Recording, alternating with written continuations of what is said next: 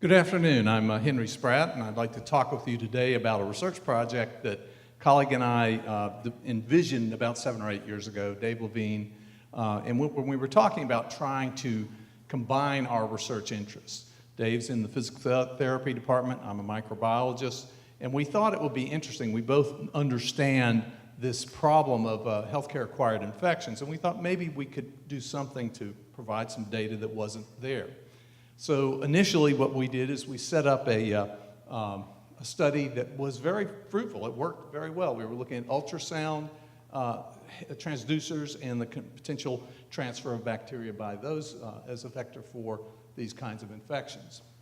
This success led to several other studies that we conducted over the next couple of years, and eventually we were able to bring in additional colleagues, various colleagues and a number of students to help us with this work.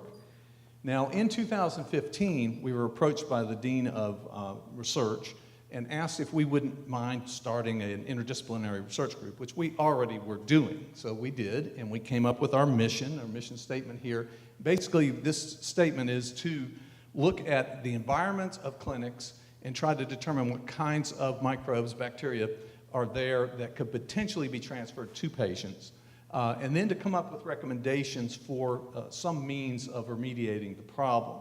And hopefully this would have some effect to reduce these healthcare-acquired infections. And healthcare-acquired infections are a global issue, very important to society. We need to find ways to stop these infections.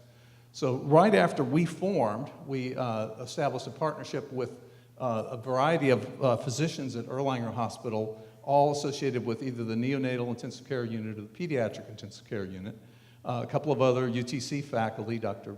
Holcomb and Giles, and we prepared a CRISP grant in last year, and we were awarded this grant, and we started working in the NICU and PICU beginning in July.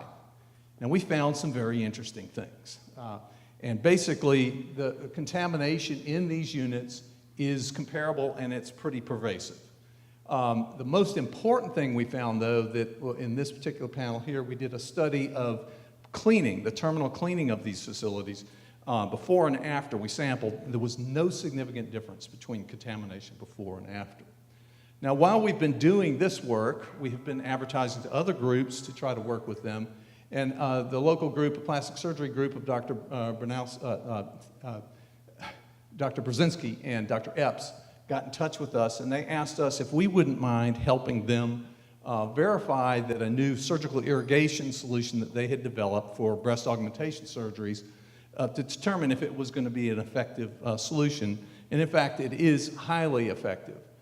So what this has all led to and will continue to lead to is additional research. We are working with the NICU and PICU study and hope to continue that into the future. We are writing proposals now and working on manuscripts.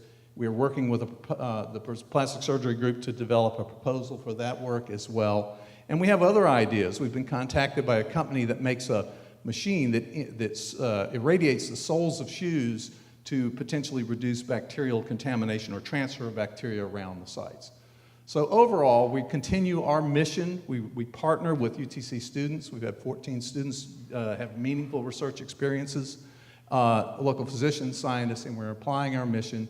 And hopefully we'll have some impact on healthcare-acquired infections. Thank you.